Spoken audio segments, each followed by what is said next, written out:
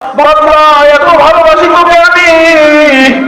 আল্লাহ বলে আমাকে চেনো নাই, আমি কেমন ক্ষমতার মালিক, আমি আল্লাহ তোকে এত এত ভালোবাসি বান্দা।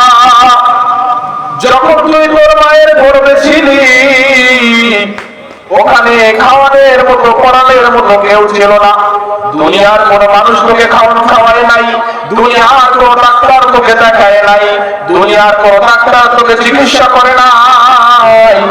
আমি আল্লাহ ওখানে সব কিছু করেছি, এমন ডিজিটাল পদ্ধতিতে তোকে খাওয়াইছি। বান্দা এত ভালোবাসি তোকে আমি।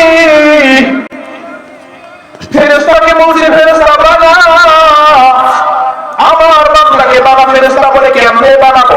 ওই চাপ আছে, ওই চাপ দেখ কেমনে বানাবো।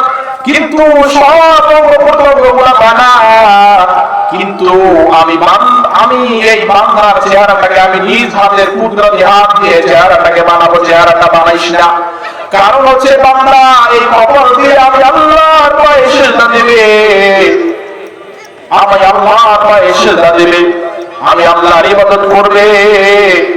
এই বান্দার চেহারাটাকে আমি বানাবো। আমি বান্দাকে খুব বড় ভালোবাসি। বান্দা মায়ের গর্ভে ছিল, কেউ দেখার মতো ছিল না।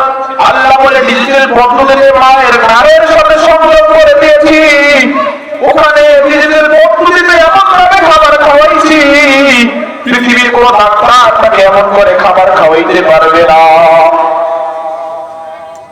হে দুনিয়ার মানুষ, মন দিয়ে শোনো। এরপরে যখন বান্দাকে আল্লাহ দুনিয়াতে পাঠানোর জন্য প্রস্তুত করলেন,